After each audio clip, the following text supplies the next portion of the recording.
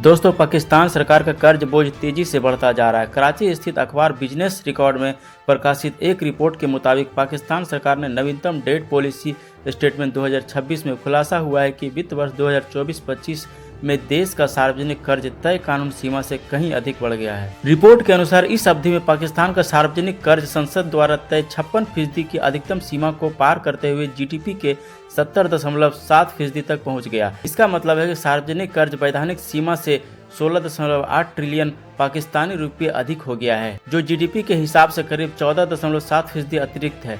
यह स्थिति सरकार की वित्तीय अनुशासन लागू करने में लगातार नाकामी को दर्शाती है। बिजनेस रिकॉर्ड के लेख में कहा गया है कि यह उल्लंघन पाकिस्तान की शासन व्यवस्था में एक गहरी संरचनात्मक खामी को उजागर करता है, जहां पहले खर्च किया जाता है, फिर उस खर्च को पूरा करने के लिए और अधिक कर्ज लिया जाता है और बाद में उसके लिए तर्क गढ़े जाते हैं। वित्तीय अनुशासन लागू करने के लिए बनाए गए नियमों का अक्सर नजरअंदाज किया जाता है। आमतौर पर संसदों को तब जानकारी दी जाती है जब कर्ज और घाटे की सीमाएं पहले ही पार कर चुकी होती है और कार्यपालिका को इसके लिए किसी तत्काल परिणाम का सामना नहीं करना पड़ता। देश का आर्थिक मॉडल अब भी उपभोग आधारित है, सुधारों के प्रति उदासीन है और कर्ज पर अत्यधिक निर्भर बना हुआ है। इसका सीधा असर यह हुआ कि अब केंद्रीय बजट का लगभग आधा हिस्सा केवल कर्ज की अदायगी में खर्च हो रहा है।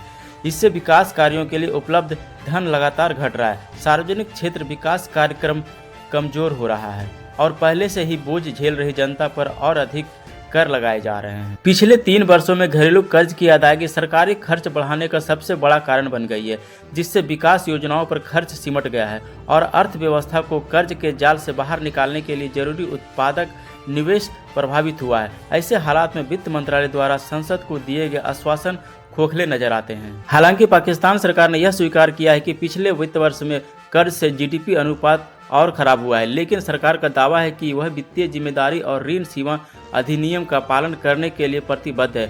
सरकार का कहना है कि वह वित्तीय शक्ति प्राथमिक अधिवेश पैदा करने और राजकोषीय घाटे में धीरे धीरे कमी लाकर सार्वजनिक कर्ज को टिकाऊ स्तर पर ले जाएगी। रिपोर्ट में यह भी कहा गया है कि चालू वित्तीय वर्ष के शुरुआती संकेत भी उत्साहजनक नहीं है।